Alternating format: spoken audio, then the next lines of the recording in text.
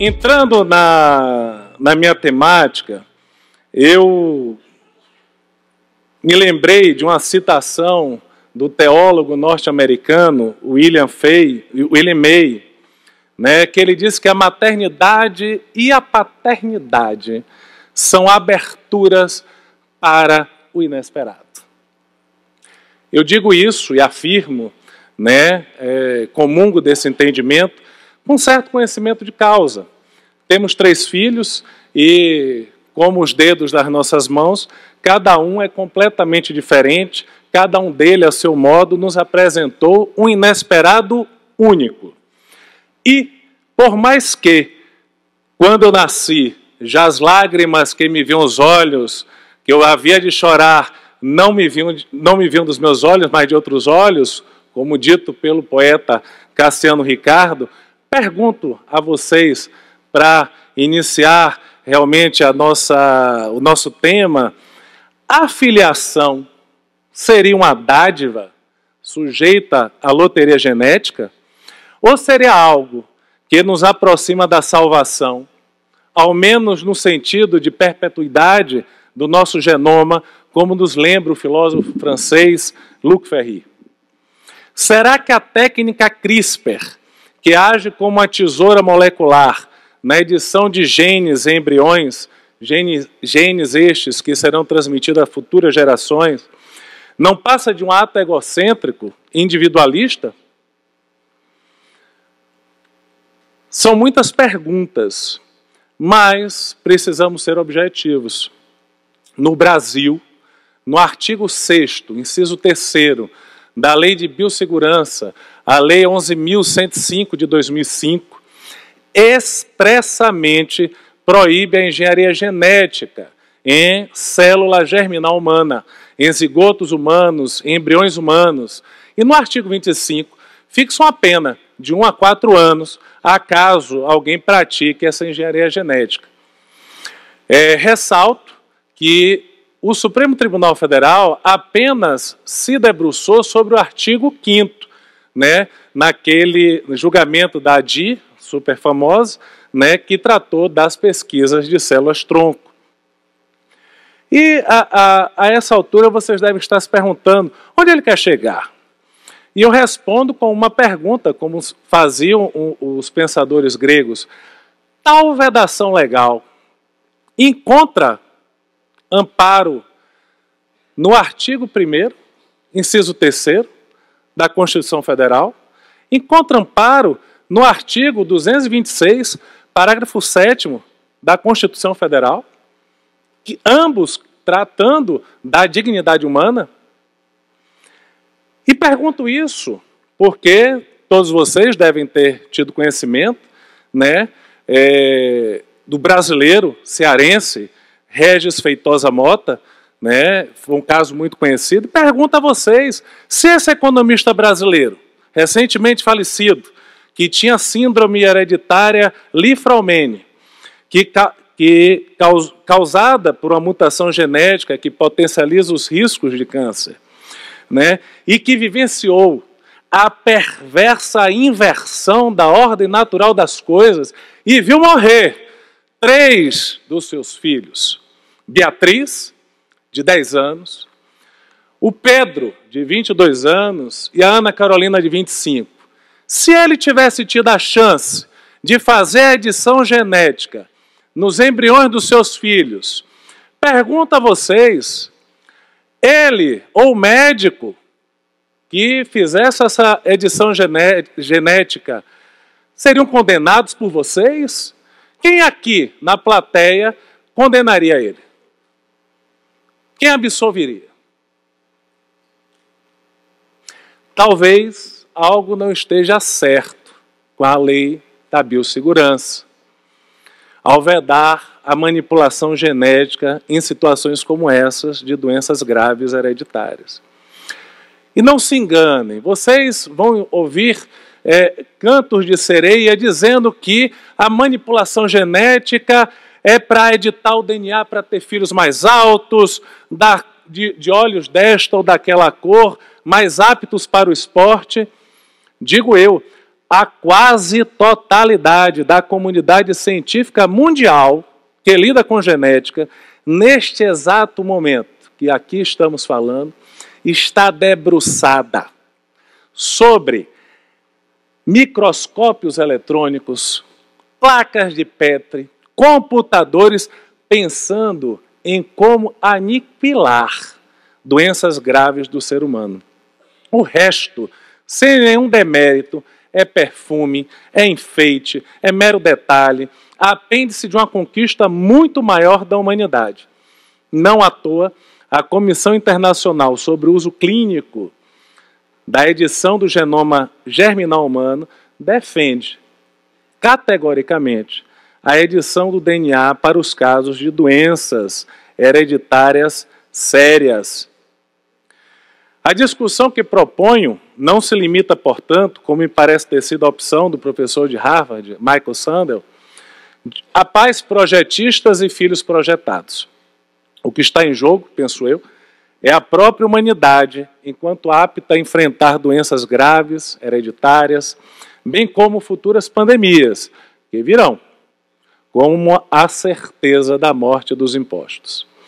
Como bem diz minha querida professora de filosofia do direito da minha alma mater baiana, a professora Graça Belov, precisamos, senhores e senhoras, abrir os olhos, arregalá-los, para olhar com mais atenção e escutar melhor os nossos irmãos e irmãs menos favorecidos, aqui, geneticamente falando.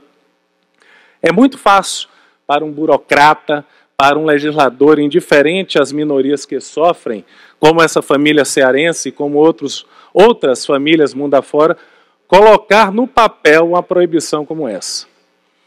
Inspirado em suas ideias, pergunto, a quem beneficia a proibição das técnicas de edição genética?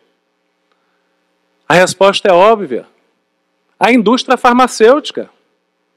Em primeiro lugar. Em segundo lugar, a própria indústria da reprodução humana.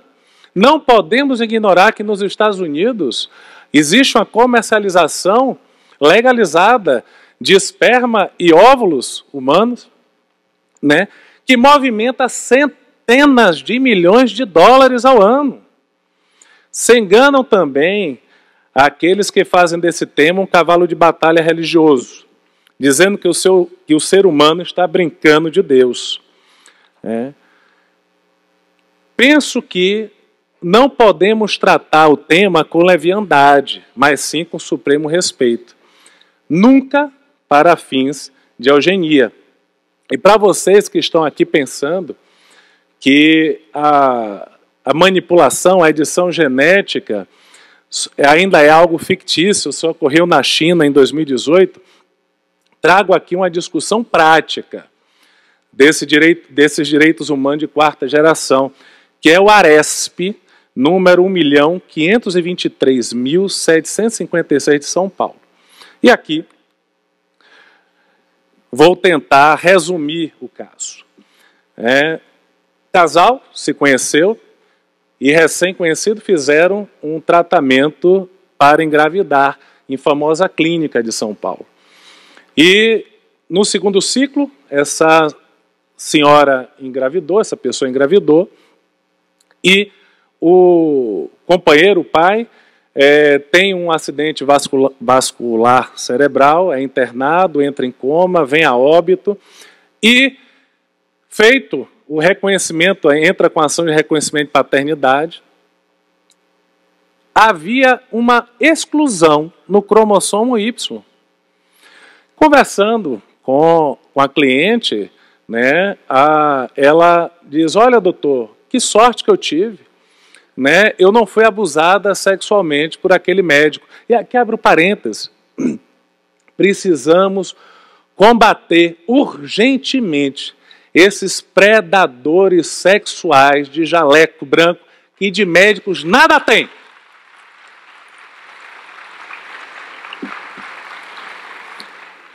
Pensei eu, sorte tenho eu, que durmo e acordo com a mulher dos meus sonhos.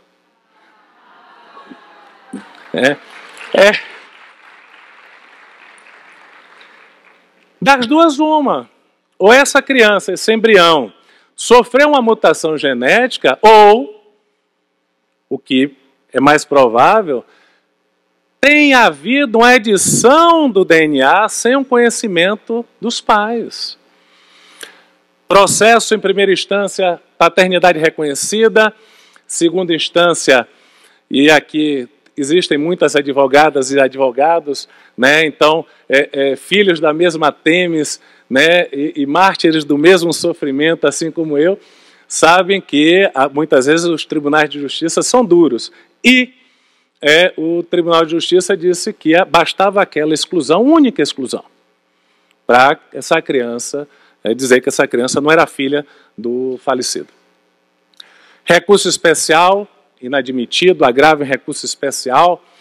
Agravo em recurso especial, monocraticamente improvido. Sobrevém agravo interno em agravo em recurso especial. Então vejo a grande dificuldade de se trabalhar essa situação. E aí, né, me lembrei do meu saudoso mestre Calmon de Passos, que dizia que o processo civil nunca pode ser usado para trancar porta alguma do judiciário, apenas para abri-las. Né? E o ministro relator, né, ele se comoveu com aquela situação, aquele direito personalíssimo de reconhecer a sua origem genética e devolveu os autos para o tribunal para que rejulgasse embargos de declaração, que foram julgados, providos. O processo retornou para a primeira instância e hoje está se aguardando fazer uma perícia complementar. Então, são casos, senhores e senhoras, que acontecem, que todos nós, em algum momento, vamos nos deparar. E agora, pulando para o tema, e aí já caminhando para a finalização, vou falar rapidamente do que eu chamo de gravidez jupiteriana, né, ou jupiteriana. Por que isso? Na mitologia grega, Zeus e Semele se apaixonaram, Semele engravidou, e imprudentemente pediu a Zeus que mostrasse a ela ele como ele era. Né? E ela, não aguentando aquela visão de Deus, ela humana, pegou fogo, e Zeus abriu o ventre, pegou Dionísio, que ainda não estava inteiramente formado, e colocou em sua coxa, né? Salvando-a. Né? Salvando-o.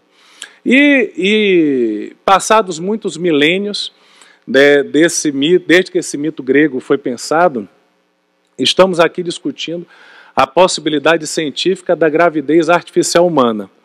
Em uma máquina que já tem sido utilizada, é real, para simular o ambiente mágico do útero, por enquanto apenas de animais irracionais, ratos e ovinos. Né? E trago apenas aqui alguns questionamentos, né, que precisamos fazer. O útero artificial seria uma nova modalidade de reificação, coisificação da mulher, do corpo feminino? Olha o perigo que se avizinha. Uma coisificação do próprio embrião. Meu corpo, minhas regras, sem corpo, sem regras? Será que esse útero artificial vai equivaler à aniquilação da mulher, não só como pessoa, mas sobretudo como figura e função maternas? São muitas perguntas para que a gente possa responder, mas eu digo que nenhum incêndio começa grande. E hoje o IBDFAN, esses dias de congresso, ele iniciou pequenos incêndios. Em cada palestra que aqui foi proferida, né, incêndios mentais e espirituais em vocês, para que possam parar e pensar sobre tudo aqui que foi dito nesses dias. Né? Vejam quantas coisas a se pensar para o futuro. E finalizo aqui minha participação, né, uma frase que ontem à noite eu pensei, já deitado, tarde da noite, né, eu disse, eu acho que é uma frase que cai muito bem nesse congresso como um mantra. No mundo que queremos, todos nós cabemos. E neste mundo que queremos, cabem muitos mundos. Muito obrigado.